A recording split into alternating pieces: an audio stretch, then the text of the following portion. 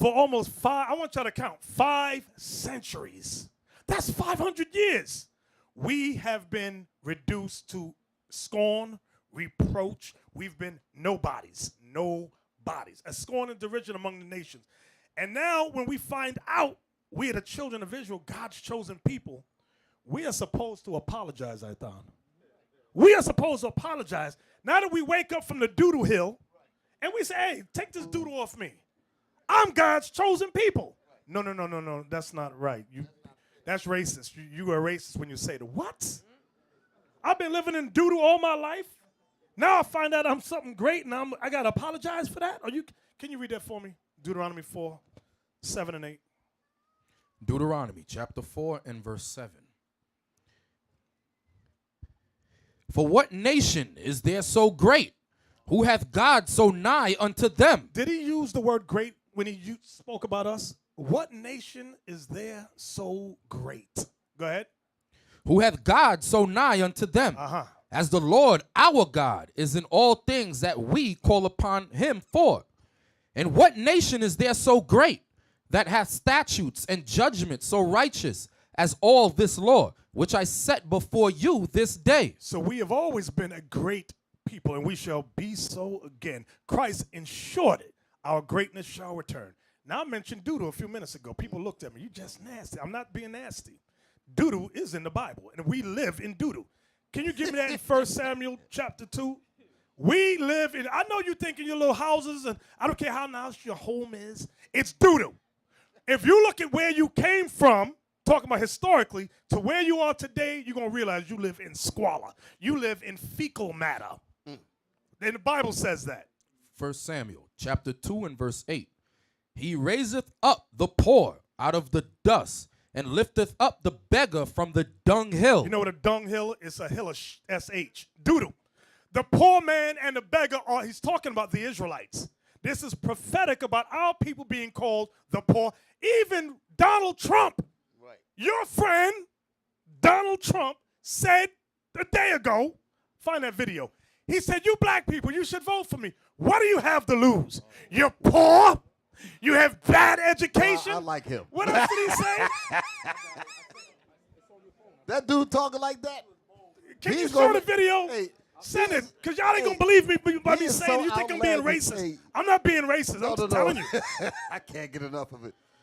He is so outlandish. You either going to have to, either you're going to wake up or you're going to die. Because he says the craziest stuff. You got to wake up after some of this stuff. You just can't remain asleep after the crazy rhetoric that this man speaks. Right. But you know what? Him and Hillary's saying the same thing. Yeah, exactly. She's just more. She's just cool. Right. What is the She's word? skilled. She's skilled. She's skilled when she speaks. Right. In her diction. But the outcome is the same. Absolutely. You send it to him? 2 heads of a same snake. You got to find Donald Trump's speech, his recent one. Damn, I got to see that. I didn't even see it either. Oh, it's good. I know that. I got to laugh on that thing. Man, I got to see that. And he said it in front of an all-white audience with one nigga in the back. I love that. One nigga on the back. Look how much African-American communities have suffered under Democratic control. To those I say the following. What do you have to lose by trying something new like Trump? What do you have to lose?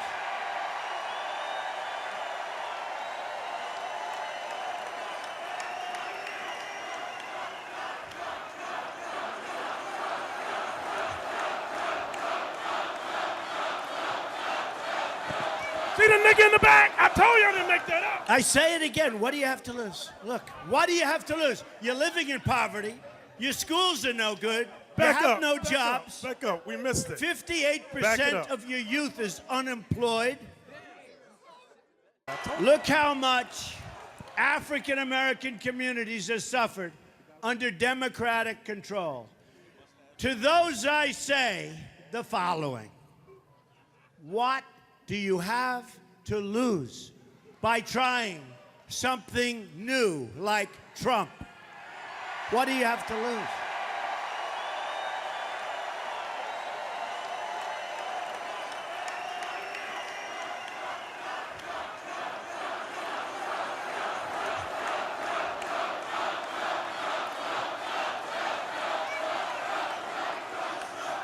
I say it again. What do you have to lose? Look, what do you have to lose? You're living in poverty. Your schools are no good. You have no jobs. 58% of your youth is unemployed. What the hell do you have to lose?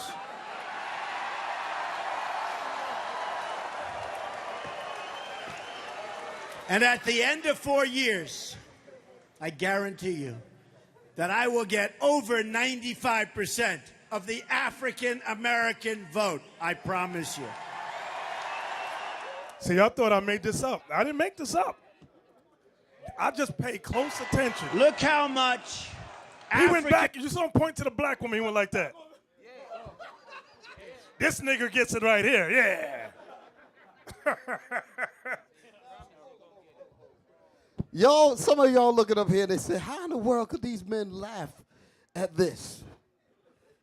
Well, it is funny. It is funny. But in the real sense, it shows you how destroyed of a people we are. That's the reason why I said what I said about him. Because what he's actually doing, he's actually showing us the filth of our minds right in front of us. So we have no excuse to remain this way.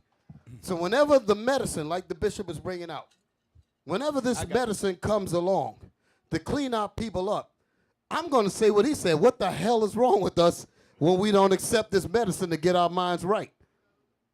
That's the question. Oh, man, that thing was beautiful. I thought I'd never see the day. The man just come up and say these things. I can't believe listen to this, Deacon Yausa. Really, that man is speaking the thing that white America really want to say. A long time ago, they want to say it. He really speak their mind for them. Because when you see a man like that, talk like that, you see the white people, they all applaud to that. That's really what's in their heart they want to say about black people. But they feel like this man right here, since he's in light, he can say that nobody going to get hurt by it. The reason we laughing, because we've been telling you that for years. There you go. That's why we laughing. You have to listen to the white man tell you yourself. You're in the lower state. Now you say, oh, I thought I had it going on. Ooh. Hey, I'll tell you something. We used to do this in camp. You remember. We'd be downtown, and while the brothers are speaking, we had this white man that would come to the camp. And you know the name. You know what I'm talking about.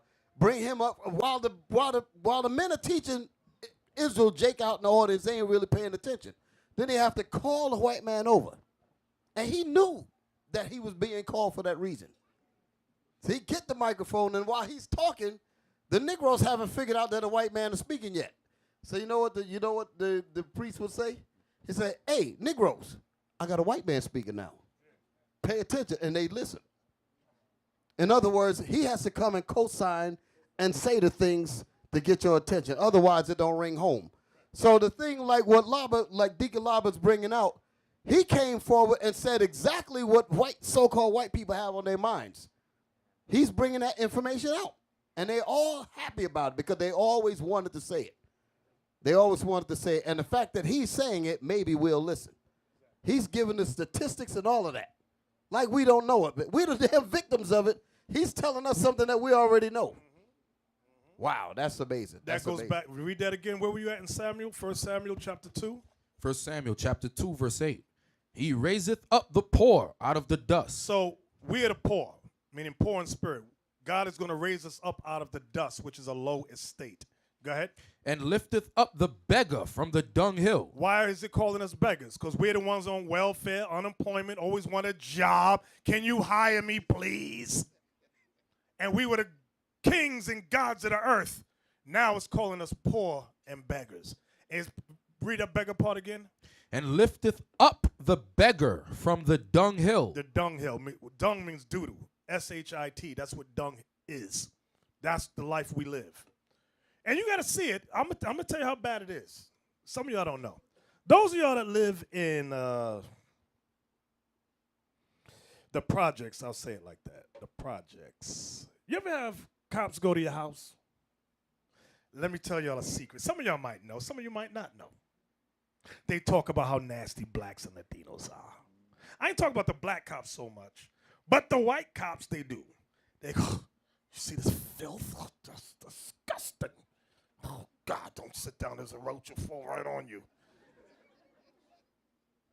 Now, I'm not saying that these are things that's common conversation. Common. But which goes back to the scripture that says he raises up the beggar from the dunghill. The way we live is not, and that goes for those of you who may have a big house. It's still a dunghill from where you came from. Okay? When you once had your own plot of land, things of that nature, now you're paying taxes and things of that sort. Read that again for me. He raiseth up the poor out of the dust, and lifteth up the beggar from the dunghill, to set them among princes. You see that? To set us where? Among princes, and to make them inherit the throne of glory. God is going to make us to inherit the throne of glory. Was that it? For the pillars of the earth are the Lord's, and he hath set the world upon them. Y'all see that? So everything is meant for our benefit. It might not look like it yet, but everything is set and created for our benefit.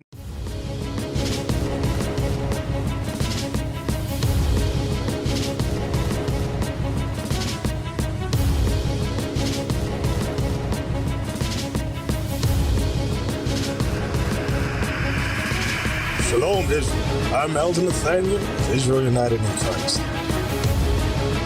YouTube likes to shut our channels down, as some of you have noticed, ever so often. Subscribing to join IUIC will assure you will always stay connected to our YouTube accounts.